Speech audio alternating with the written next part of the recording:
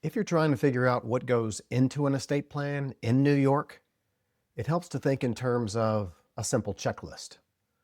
Not every plan looks the same, but most people's plans include a core group of documents and decisions that work together.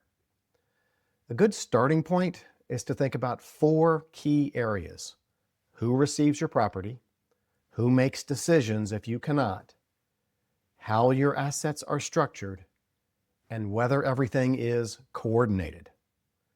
First, many people need a document that says who receives their property at death and who's responsible for handling the estate. Depending on the situation, that may be a will or it may be part of a trust-based plan. This is the foundation of most estate plans. Second, many people need documents that address incapacity. In New York, that typically includes a power of attorney for financial matters and a healthcare proxy or similar document for medical decisions. These allow someone you trust to step in if you are unable to act for yourself. Third, it's important to look at how your assets are actually owned. Estate planning is not just about documents. It's also about whether your accounts, real estate, and other assets are titled correctly, and whether beneficiary designations are up to date. These details often determine how assets transfer at death. Fourth, many people should consider whether their situation calls for more structured planning.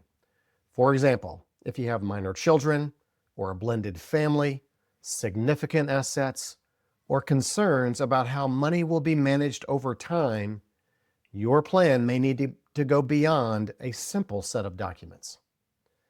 Another important point is coordination.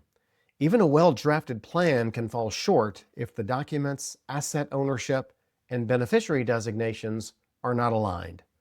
A strong estate plan works as a system, not just a collection of individual pieces.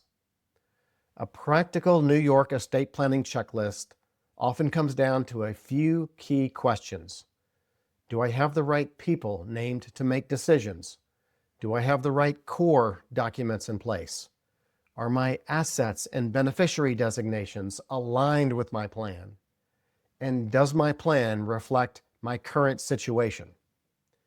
If you can answer those questions clearly, you are already well ahead of where most people start.